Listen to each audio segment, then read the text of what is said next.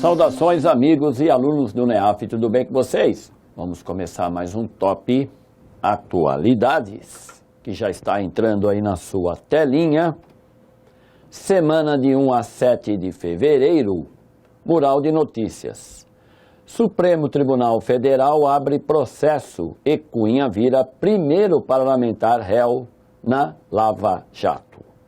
MP investiga suspeita de enriquecimento indevido de número 1 de Alckmin. Patrulhas anti-imigrantes tomam as ruas de países nórdicos. Executivo do Facebook pode voltar à prisão, diz desembargador que o soltou. E acordo garante reparação integral da tragédia de Mariana. Então, uma vez lido aí o mural de notícias, não é? A gente vai para aquela aulinha especial.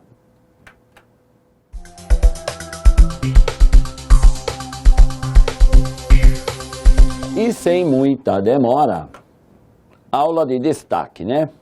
Supremo Tribunal abre processo e Cunha vira primeiro parlamentar réu na Lava Jato. Então tá aí mais um caso ligado ao Lava Jato. O Lava Jato está dando o que falar, olha. Acho que então já não vamos ter aí uma operação, não é, que dê tanta notícia como essa Lava Jato. Então isso não sobra só para a presidente Dilma ou para o ex-presidente Lula, sobra também para outros políticos. O caso aqui, então, do Eduardo Cunha, o atual presidente da Câmara dos Deputados, também está dando muito o que falar e é por isso que ele está aparecendo aí na sua telinha um pouco preocupado, não é? Por 10 votos a 0, o Supremo concluiu nesta quinta-feira o julgamento que decidiu pela abertura de processo criminal contra o presidente da Câmara, Eduardo Cunha, do PMDB do Rio de Janeiro, pelos crimes de corrupção passiva e lavagem de dinheiro. Então, o mais incrível disso tudo é que Eduardo Cunha é um dos principais articuladores do impeachment da Dilma. Foi ele que recebeu o pedido de impeachment, né, que abriu todo esse processo que vem sendo agora trabalhado.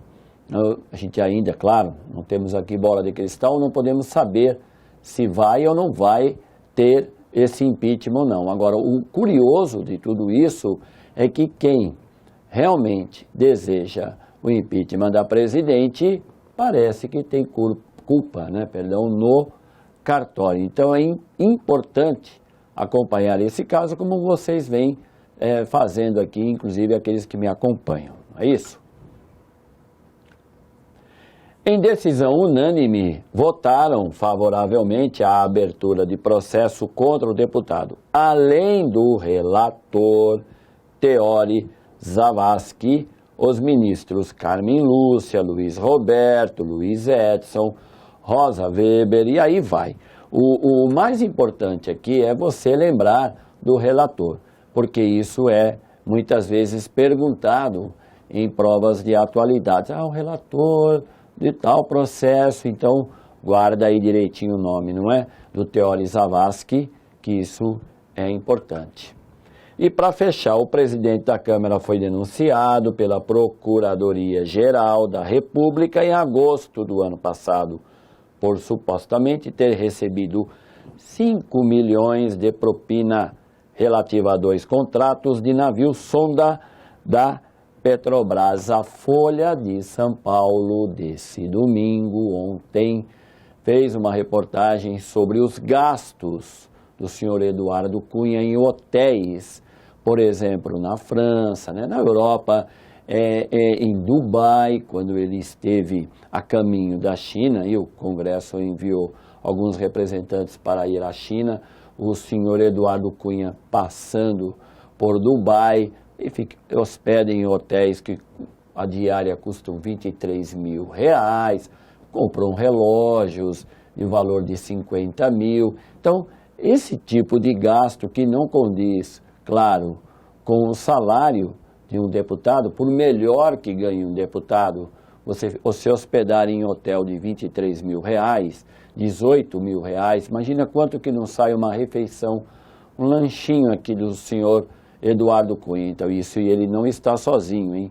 Que isso que é importante, a gente tem que realmente criticar, denunciar, levantar aqui a questão, mas sabemos que ele não está sozinho, como é o caso do que vem acontecendo com o presidente Lula, que a gente sabe que ele não é o único, mas que repercute isso muito mais na imprensa. Então, acompanha direitinho o caso aqui do Eduardo Cunha, aqui que eu, o Marcos, vamos falando aqui no Top Atualidades, porque, claro, tem tudo para cair em provas de concurso esse ano, né? Concurso que vai ter, claro, a matéria de atualidades.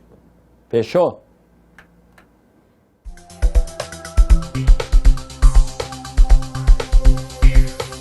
E continuando aqui o Top Atualidades.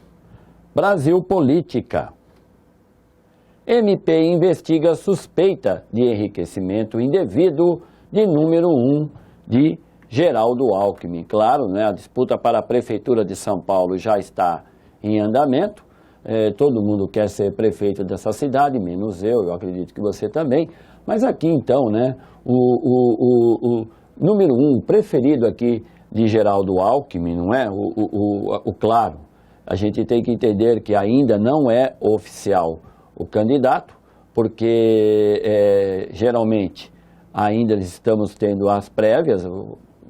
Parece que foi domingo retrasado, teve até briga aí no Tatuapé, né, no diretório do PSDB, porque eram 3 candidatos, cada um representando um político de peso. O Dória Júnior é o do Alckmin, aí tinha o candidato também de José Serra e o candidato de Aécio Neves, e o Aécio Neves dançou nessa brincadeira. Quer dizer, fica claro que a disputa para a Prefeitura de São Paulo não é só o PSDB em relação ao PT, é o PSDB em relação ao PSDB. E Dória Júnior, né, um empresário meio que suspeito aqui da cidade de São Paulo, parece que está na mira dos seus inimigos dentro do PSDB. Importante a gente acompanhar. Relação corrupção e política. Sugestão de leitura: MP vai analisar compra de apartamento por chefe da Casa Civil de Geraldo Alckmin. Tá o link aí para você conferir. Patrulhas anti-imigrantes tomam ruas de países nórdicos. Então você tem aí patrulhas urbanas anti-imigrantes, vem emergindo nas ruas da Finlândia, da Noruega e mais recentemente da Dinamarca, em relação ao fluxo recorde de refugiados que chegam aos países nórdicos. São os chamados soldados de Odin. Estranho isso, não é? Parece um pouco o Estado Islâmico. Me lembra aí vagamente a Jihad, não? É uma brincadeira meio idiota, talvez a minha, mas falando sério, é preocupante. No ano passado, 2015, o número de imigrantes que entraram na Europa foi 4 vezes maior do que em 2014, ou seja, 1 milhão de imigrantes. É claro que isso está provocando um choque assim amplo, choque cultural principalmente, choque social, choque econômico, né, o choque político. É inevitável que a xenofobia cresça na Europa, principalmente nos países cuja economia não andam bem. Não é o caso aqui dos países nórdicos, sabemos disso, mas chama muita atenção em países cujo índice de desenvolvimento humano é muito alto, esse tipo de postura. Mas também temos que dar aí um reconhecimento daqueles que não aceitam, porque é justamente nos países onde a área social ela é muito levada a sério, há uma série de benefícios para os cidadãos, que é onde o imigrante quer chegar. Claro, eu também ia querer, você também. A gente não vai ir para a Grécia, você quer ir para uma Noruega. É claro que na Noruega você vai ter muito mais vantagens. Para fechar, o grupo surgiu no fim do ano passado na Finlândia, onde é suspeito de manter vínculos com neonazistas. Na Noruega, a polícia afirma que alguns membros do grupo têm ligações com o crime. Então, isso é realmente preocupante. Relação: refugiados, Europa.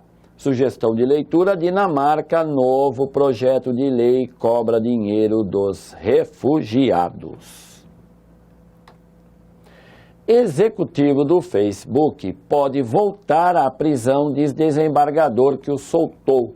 Então nós temos aí o Diego Jordan, né? Ainda deverá responder judicialmente sobre essa questão, porque isso tem a ver, não é, com aquele caso do Facebook não revelar o nome do traficante que vinha usando rede social para fazer vendas de drogas. E isso ano passado, inclusive, eu comentei aqui, não é? Nós fizemos aqui essa abordagem porque realmente chamou a atenção. Até o Zuckerberg fez um pronunciamento a respeito do Facebook ter saído do ar aqui no Brasil, por uma medida judicial, claro. Então, esse é um caso que ainda vai dar vai haver aí um desenrolar, pelo menos por esse semestre. Então, importante que a gente acompanhe. Para fechar, você tem aí o último parágrafo, né? Como Diego representa apenas o Facebook no país, não especificamente o WhatsApp, ele não poderia passar as informações sobre as conversas criminosas. Foi o que eu comentei aqui e é o que está sendo cobrado aqui desse tipo de aplicativo, não é?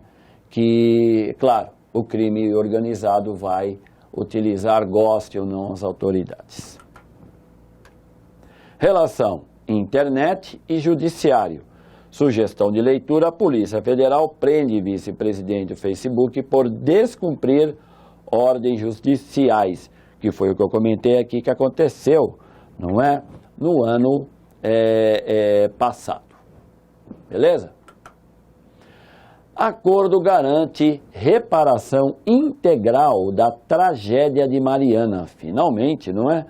O acordo assinado com a mineradora Samarco, suas acionistas e o poder público para a recuperação da bacia do Rio Doce envolve a reparação integral dos danos sociais, econômicos e ambientais pela tragédia de Mariana, segundo o Ministério do Meio Ambiente. Então, finalmente alguma coisa está sendo feita sobre essa tragédia, que é considerado o maior desastre ecológico do país. Não é só de Minas Gerais, é do país. E a gente vem aqui, eu principalmente, cobrando esse tipo de ação no MP, porque afinal de contas isso não pode passar batido.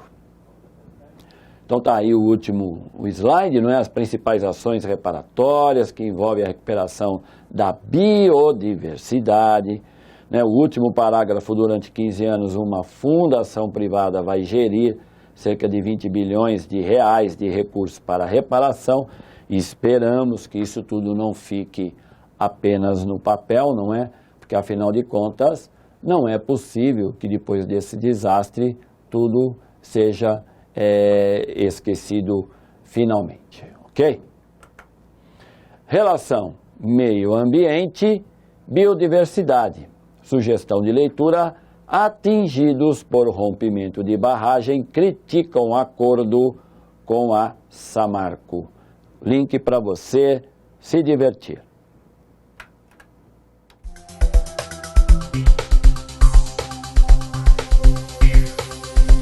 E vamos então à solução do desafio da semana passada. E para você que não sabe, ou nem viu, ou não leu a questão da semana passada, ela está aí na sua telinha e eu espero que depois de ler, você escolha a alternativa C. Não é essa a alternativa C de certo. Isso mesmo. Então, no caso aqui da retomada das relações entre Estados Unidos e Cuba, claro, não é? É importante, sempre como eu venho lembrando aqui para vocês, Cuba está mudando economicamente, não politicamente. Isso é um projeto provavelmente do Partido Comunista Cubano, até quem aposte que Raul Castro vai acabar passando esse cargo para algum outro membro do partido importante, ficará como seu irmão no poder, mas nos bastidores. Isso é praticamente quase dado como certo, porque Cuba não vai mudar politicamente, Cuba vai mudar economicamente. Aliás, não vai mudar, vem mudando. Você acompanha o top aqui, você deve estar lembrando, se não lembrou, depois é só procurar. A gente vem levantando essa questão aqui já faz algum tempo. Então, óbvio, não é? Lembrando sempre, o embargo econômico vai continuar enquanto assim decidir o Congresso, porque isso quem vai decidir é o Congresso dos Estados Unidos, que, como também eu gosto de lembrar, está na mão, a maioria, né, dos congressistas são republicanos, que, claro, fazem oposição aberta ao senhor Barack Obama, ok? Então, cuidado, letra C, como você está vendo aí, eu acho, isso, está faltando aí esse slide para você pegar os links e conferir, porque afinal de contas, com certeza esse ano eu ainda vou falar muito sobre essa mudança que vem ocorrendo em Cuba e sobre essas relações que agora envolve os dois países, não é? Estados Unidos e Cuba. E vamos então ao desafio dessa semana. No século XXI, o trabalho forçado, o trabalho análogo ao escravo e o trabalho infantil ainda são uma realidade no mundo e o Brasil não é uma exceção. Existem inúmeras razões para a persistência do trabalho forçado e o trabalho análogo ao escravo no Brasil. Não é uma das razões para a persistência do trabalho forçado no Brasil. A. Sentimento de impunidade para os promotores do trabalho forçado ou trabalho análogo ao escravo, na maioria dos casos praticado em áreas distantes e ou desconhecidas dos trabalhadores recrutados. B. São raros os casos de condenação criminal por trabalho forçado no Brasil. A lei tem dificuldade em atingir o promotor do trabalho escravo, devido à existência de intermediários, que são os gatos, não é? Encarregados da contratação. C. No Brasil, a lei penal é inadequada para a responsabilização dos infratores. Falta clareza ao qualificar como crime de condição análoga à escravidão a submissão do empregado a uma jornada exaustiva ou em situação degradante. D. A legislação penal brasileira está em descompasso com o conceito universal de trabalho escravo, em razão da não adesão pelo Brasil às convenções internacionais que tratam do tema. E é dificuldade de fiscalizar um país com as dimensões territoriais do Brasil. E assim fechamos mais esse Top Atualidades, que foi de 1 a 7 de março, né? Abrindo aí o mês de março, o mês que vai fechar o verão, não é? Esperando que você tenha gostado e esperando também que a semana que vem você esteja aqui comigo para mais um Top Atualidades que eu vou fazer o possível e prometer ser, como sempre, de boa qualidade, ok? Grande abraço para vocês e mantenha o foco.